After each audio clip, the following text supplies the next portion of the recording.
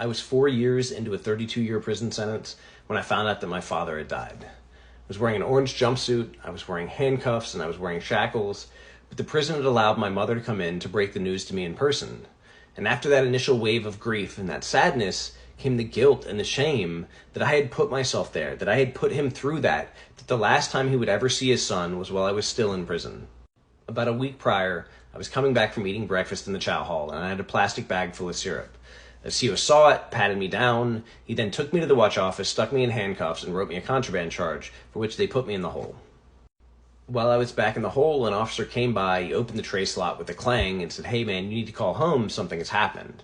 So he rolled this payphone on wheels up in front of my door, and I'm on my knees reaching through the tray slot trying to dial numbers, but not knowing who to call because I don't know what they mean something happened. I found out that my father had fallen out, and when somebody found him, they airlifted him to the hospital, and he'd had a blood clot, but they were able to provide treatment. But in the course of this, they found that he had a faulty heart valve, and it had to be replaced, or he would continue to throw blood clots and he wouldn't survive. And while everyone kept reassuring me that this was a routine surgery and that he would be fine, I just knew, I had the sense of dread that it wasn't going to be okay. And I got to talk to him the day before he went into surgery, and he was not himself. He was already not okay.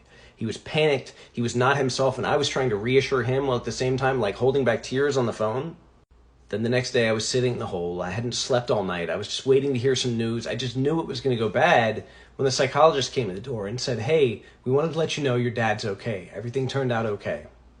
When I heard that, I didn't really understand, but I was finally able to sleep because I felt like, okay, he's okay. It's going to be okay. And it wasn't long after that the door clanged open. And they don't ever just open the door in the hole. They open the tray slot. They make you put handcuffs on. They don't just open the door. But instead, an officer walked in and said, "Hey, man, we got to put you in handcuffs and shackles. Like, we got to take you up front." But he didn't explain what was happening. I did the prisoner shuffle down the stairs in the hole and out the back of the building and then all the way down the boulevard, which was quiet and empty because they have to stop all traffic when they're transporting somebody from the hole. And I thought we were going to the admin building, or I thought we were going to the visiting room, but instead they took me toward the big sign that said, "No inmates past this point," and then they walked me past that point. And once I walked through that door, I saw my mother and my stepfather sitting there, and she had tears in her eyes, and I just knew.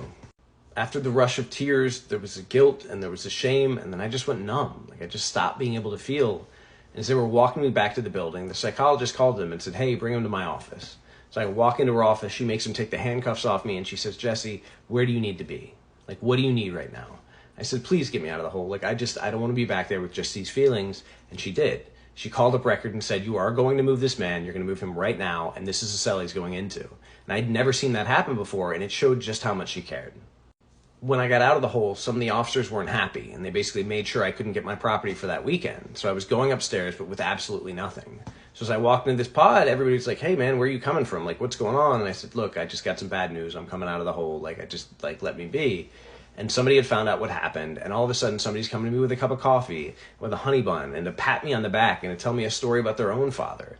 These weren't people that I knew. These were just people who were in the same situation, who'd experienced the same fear over and over and over of losing somebody, and then saw me living everybody's worst fear.